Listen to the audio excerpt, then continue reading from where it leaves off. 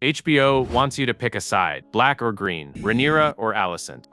But honestly, it is very hard to like Team Green right now. You have Aegon, who is badly burned and can barely move, and you have Aemond, who is basically a loose cannon with a giant dragon. It feels like the whole family is just falling apart. But there is a reason book fans have been waiting for the third brother to show up, Daeron Targaryen. He's been missing for 2 seasons, but he's about to change everything. He is the only member of the Greens who isn't a total mess. Honestly, he might be the only hero they have left. So, where has he been this whole time? The show briefly mentioned that he's down in Oldtown. While Aegon and Aemond grew up in the middle of all the family drama in King's Landing, Daeron grew up far away. He was raised to be a knight and a squire. He's described as kind and thoughtful. He didn't grow up angry or bitter like his older brothers. He's the only son of Alicent, who actually seems normal. If you like Jace from Team Black, you are probably going to like Daeron. They are very similar. They are both the good sons who are trying to do the right thing for their mothers. Think about what this means for Alicent. Her oldest sons treat her like an enemy, but down in the south, she has a son who was raised by her own family, the Hightowers. Daeron represents everything Alicent actually wanted her sons to be: dutiful, respectful, and religious. When Daeron joins the war, he isn't just fighting for the crown, he is fighting to save his mother's legacy. This means Season 3 won't just be about dragons fighting. It's going to be a political tug-of-war between Aemond and Daeron for the soul of Team Green.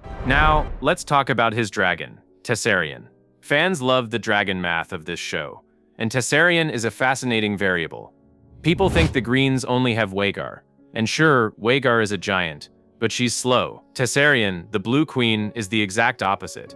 She is described as the most beautiful dragon of the era, with cobalt scales and copper wings.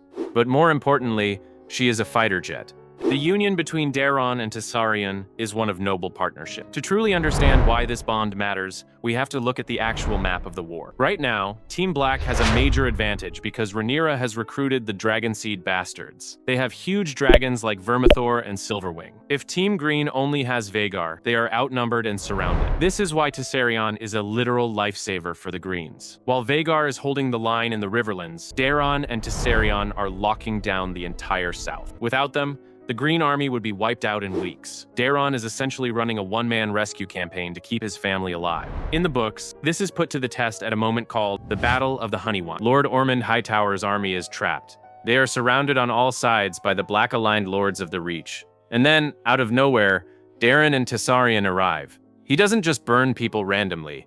He uses his dragon to save his men. This victory is what earns him the name Daeron the Daring. For the first time in the war, a dragon isn't used as a tool of terror, but as a genuine rescue force. That's a narrative shift that makes him incredibly easy to root for. But while Aemond is out there scaring his own allies, Daeron is actually earning respect. His soldiers don't just follow him because they are afraid. They follow him because they believe in him. He gives Team Green something they desperately need: hope. But this is a sad story, and no one stays perfect forever. The reason Daeron is so interesting is that he starts out as a good person, but the war pushes him to the edge. But here is where it gets dark. This is Game of Thrones, after all. The reason Daeron's story is so impactful is because we see what war does to a good person. Later in the story, a tragedy happens at a place called Bitterbridge. I won't give away the spoilers for the non-book readers, but someone close to Daeron is hurt in a horrific way. And this is when the gentle prince disappears. When Daeron snaps, it isn't like Aemon's temper tantrums.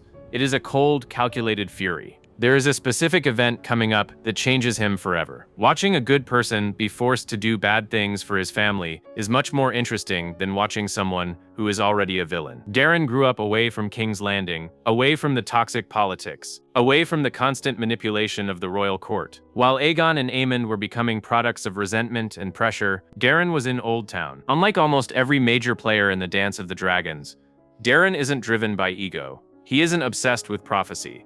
He doesn't crave power for himself, and he isn't trying to prove he's the toughest dragon rider alive. That alone already makes him different from almost everyone in this war. He's the only one who makes you feel like the Greens actually have a chance to be better. The show has been setting up Team Green as the villains, but Daeron's arc in Season 3 is going to turn that upside down. When Bitterbridge happens, the audience is going to experience a massive twist. We are going to watch a character we genuinely love commit an act of absolute ruthlessness. The showrunners have a chance to show us that the Dance of the Dragons doesn't just corrupt bad people like Aemond, it destroys good people too. It forces us to ask the question, if the war can turn Daeron into a monster, does anyone deserve to win? Watching a noble character lose their humanity because the world broke them is way more emotional than watching a villain be a villain. This is why his arc is the most important one in Season 3. He starts as the hero we want to root for, and he ends as a warning of what the Dance of the Dragons does to everyone. But what do you think? Are you excited to finally see the third brother? Or is it too late for him to save his family?